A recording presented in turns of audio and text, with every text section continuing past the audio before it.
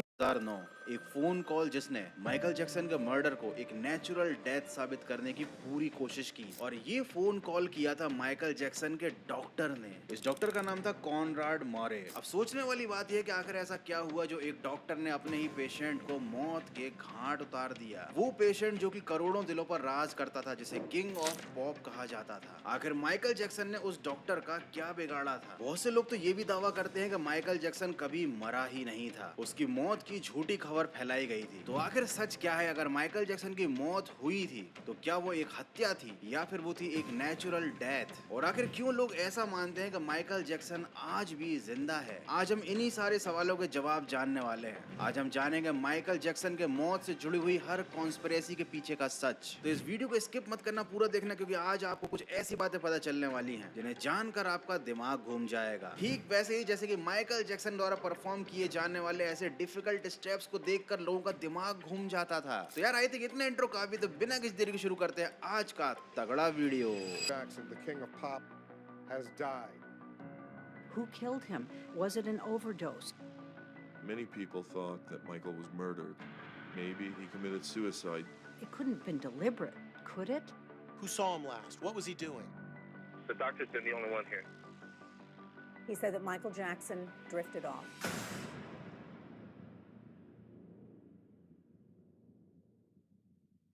25 जून 2009 सुबह 12:30 बजे fire paramedic को एक कॉल जाता है और फोन के दूसरी तरफ एक घबराया हुआ इंसान था। Fire paramedic 33, what is your emergency? Yes, sir. I need an ambulance as soon as. ये आवाज थी माइकल जैक्सन के सिक्योरिटी हेड की, जो कि माइकल जैक्सन की जान बचाने के लिए उस फोन पर रिक्वेस्ट कर रहा था कि जल्दी से जल्दी यहाँ पर एम्बुलेंस भेज दो। जब डॉक्टर्स की टीम और एम्बुलेंस घटनाक्रम पर पहुंची, जहां पर माइकल जैक्सन अपने रूम में बेहोश पड़े हुए थे, तो उस कमरे के हालात को देखकर मेडिकल की टीम के होश उड़ गए थे। उस कमरे में आईवी रखा हुआ था, वही जिससे कि लोगों को बोतल चढ़ाते हैं। एक गैस का सिलेंडर रखा हुआ था जो कि ऑक्सीजन सिलेंडर था, और साथ ही साथ उस कमरे में चारों तरफ दवाइयां फैली हुई थी। ये माइकल जैक्सन का मेडिकल रूम था जो स्पेशली उनके लिए बनाया गया था। लेकिन इतनी सारी फैसिलिटी होने के बाद भी उस कमरे में ऐसा क्या हुआ था जिसकी वजह से माइकल जैक्सन की इतनी बुरी हालत हो गई थी? माइकल जैक्सन की जान बचाने के लिए तुरंत उनको सीपीआर दिया गया, लेकिन जब इससे काम नहीं बना तो तुरंत उनको पास के हॉस्पिटल ले जाया गया। पास के हॉस्पिटल से मेरा मतलब किसी ऐरे गहरे हॉस्पिटल में नहीं, वो माइकल जैक्सन थे तो भैया वर्ल्ड के बेस्ट हॉस्पिटल में ले गए होंगे उनको। लेकिन ये सब करने का कोई फायदा नहीं हुआ, क्योंकि माइकल जैक्सन इस दुनिया को छोड़कर जा चुके थे। और जब तक इस केस का पर्दाफाश नहीं हो पाया था, तब तक पब्लिक को यही बताया गया कि माइकल जैक्सन की मौत का कारण था कार्डियक अरेस्ट, मतलब दिल का दौरा पड़ने की वजह से उनकी मौत हुई थी। लेकिन आखिर इस बात में कितनी सच्चाई थी? माइकल जैक्सन की जिंदगी में काफी उतार चढ़ाव आए, साथ ही उनके लुक्स में भी काफी ज्यादा उतार चढ़ाव आए। उनके ऊपर काफी अलग अलग तरह के इल्जाम भी लगे, लेकिन फिर भी दुनिया भर में उनकी बहुत बड़ी फैन फॉलोइंग तब भी थी और आज भी है। माइकल जैक्सन की मौत से पहले वो अपने एक कॉन्सर्ट पर काम कर रहे थे, और इस कॉन्सर्ट का पूरा अरेंजमेंट था AEG कंपनी के हाथ में। इस कॉन्सर्ट का नाम था दिस इज इट। इस कॉन्सर्ट का सबसे पहला शो होना था जुलाई 2009 में। वो लगातार इस कॉन्सर्ट में होने वाले डांस की प्रैक्टिस कर रहे थे। दिन था 24 जून का। माइकल जैक्सन डांस की प्रैक्टिस करके अपने घर वापस आ गए। माइकल जैक्सन की गाड़ी उनके घर पर पहुंची, लेकिन उनके साथ एक और गाड़ी थी, वो थी उनके डॉक्टर की। माइकल जैक्सन के साथ कुछ बहुत ज्यादा सीरियस प्रॉब्लम्स थी। उनको इंसोमेनिया था, वो डिप्रेशन में रहते थे, उन्हें फैटिगेबिलिटी, बैक पेन और ईटिंग डिसऑर्डर थे। और इतनी सारी हेल्थ प्रॉब्लम्स के साथ साथ उनके ऊपर काम का भी बहुत ज्यादा प्रेशर था। वो लगातार प्रैक्टिस करते रहते थे और इसीलिए उन्हें बहुत सारी दवाइयों का सहारा लेना पड़ता था। और AEG कंपनी ने अलग से एक डॉक्टर उनके लिए असाइन किया था, जो हमेशा उनकी सेहत का ख्याल रखता था। लेकिन बहुत सारे लोग ये कहते थे कि माइकल जैक्सन को दवाइयों का नशा है, मतलब वो मेडिसिन के एडिक्शन करते हैं। हालांकि इस बात में कितनी सच्चाई थी ये तो नहीं पता, लेकिन ये जरूर हमको पता है कि माइकल जैक्सन बहुत ज्यादा दवाइयां लेते थे, और उनमें से कुछ दवाइयां इतनी ज्यादा खतरनाक और डेंजरस थी कि अगर उन दवाइयों को प्रॉपर तरीके से और डॉक्टर के ऑब्जर्वेशन में नहीं लिया गया तो शायद वो दवाइयां जान भी ले सकती थी। Michael Jackson Valium, lorazepam, midazolam, diazepam जैसे ब्रेन कामिंग और एंजाइटिंग रिलीविंग दवाइयां खाया करते थे, और साथ ही वो प्रोपोफोल जैसी एक खतरनाक दवाई भी लिया करते थे। हालांकि उनको ये दवाई रिकमेंड नहीं की गई थी, लेकिन एक बार डेंटल प्रोसीजर के दौरान जब उन्होंने ये दवाई ली तो वो समझ गए कि इसी दवाई को लेकर वो चैन की नींद सो सकते हैं, और उसके बाद उन्होंने इस दवाई को रेगुलरली लेना शुरू कर दिया था। और माइकल जैक्सन को बहुत अच्छे से मालूम था था कि ये दवाई उनके लिए कितनी खतरनाक है, लेकिन उसके बावजूद भी वो ये दवाई लेने के लिए मजबूर हो गए थे और इसीलिए उन्होंने ये कंपनी AEG और डॉक्टर कॉनराड के साथ एक कॉन्ट्रैक्ट साइन किया था।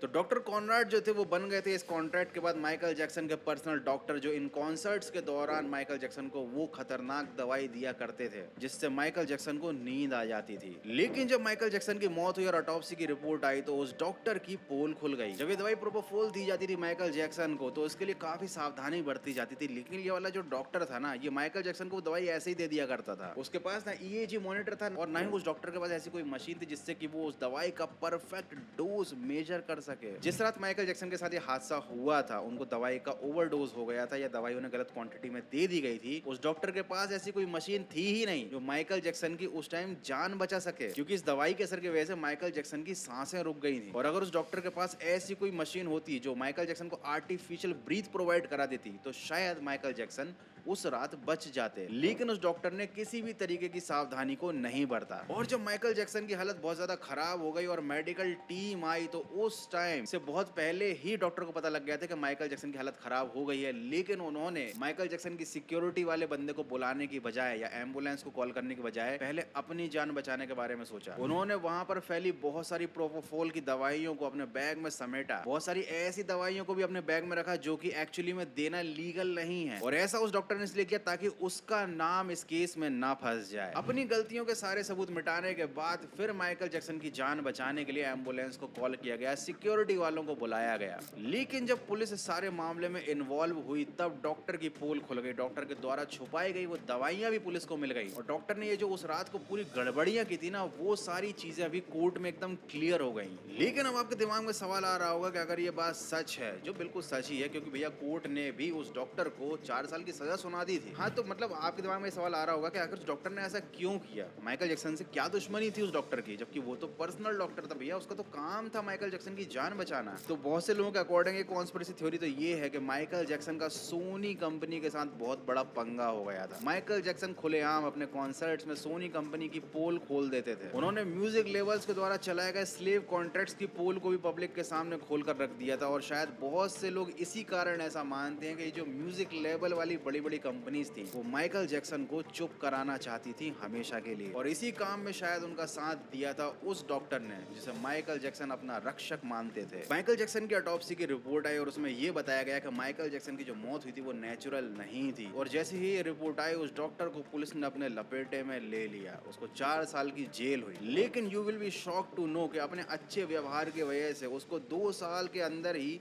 जेल से रिहा कर दिया गया। मतलब सोचो, जिस डॉक्टर की गलती और लापरवाही की वजह से इतना बड़ा सेलिब्रिटी मर गया, वो भी सिर्फ 50 साल की उम्र में, उसको मात्र 2 साल की जेल हुई and now he is free.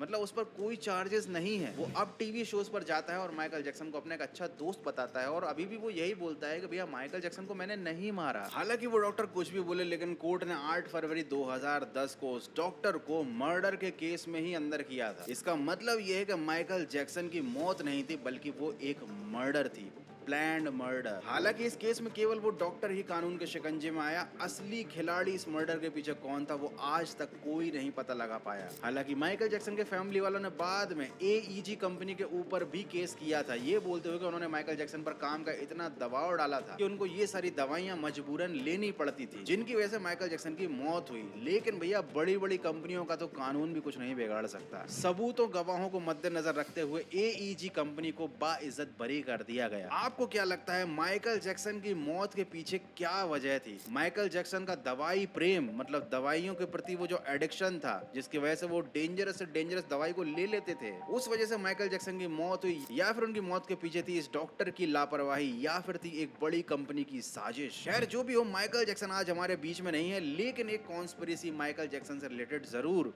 हमारे बीच में है और वो ये कि माइकल जैक्सन आज भी जिंदा है, वो कभी मरे ही नहीं थे। बहुत सारे लोगों का ये मानना है कि माइकल जैक्सन ने करा रखे थे अपने बहुत सारे इंश्योरेंस, उनके मरने के बाद उनका सारा कर्जा उतर जाता और करोड़ों रुपए उनके नॉमिनी को मिल जाते। और इसी बड़ी सी रकम को पाने के लिए माइकल जैक्सन ने अपनी ही मौत का एक ऐसा नाटक रचा जो आज भी लोग सच मानते हैं। बट आई डोंट नो कि इस कॉन्स्पिरेसी के पीछे कितना सच है, लेकिन एक चीज मुझे मालूम है, वो बिल्कुल सच है, और ये कि जो म्यूजिक लेवल होते हैं ना बड़े बड़े, वो एक टाइम पर आर्टिस्ट के साथ बड़ा बुरा व्यवहार करते थे। वो लोग ऐसे ऐसे स्लेव कॉन्ट्रैक्ट्स आर्टिस्ट से साइन करवा लेते थे जिन्हें साइन करने के बाद बाद आर्टिस्ट को फूटी कौड़ी नहीं मिलती थी, लेकिन उससे काम दबा कर करवाया जाता था। बट ये थी बहुत पुरानी बातें। आज के जमाने में जो आर्टिस्ट है वो भी काफी ज्यादा पढ़े लिखे हो गए हैं, वो इस तरीके के कॉन्ट्रैक्ट्स के चक्कर में आते ही नहीं है। एनीवे, माइकल जैक्सन मर गए हो या फिर अभी भी जिंदा हो, लेकिन वो आज भी लाखों करोड़ों लोगों के दिलों में जिंदा है। सो यार, दैट्स इट फॉर टुडे। आपको क्या लगता है, क्या माइकल जैक्सन मर चुके हैं या फिर आज भी वो गुमनामी की जिंदगी जी रहे हैं, कहीं छुप कर किसी आइलैंड पर मजे कर रहे हैं? मुझे कमेंट करके जरूर बताना। तो माइकल जैक्सन तो हमारे बीच आज नहीं है, लेकिन बहुत सारे माइके लाल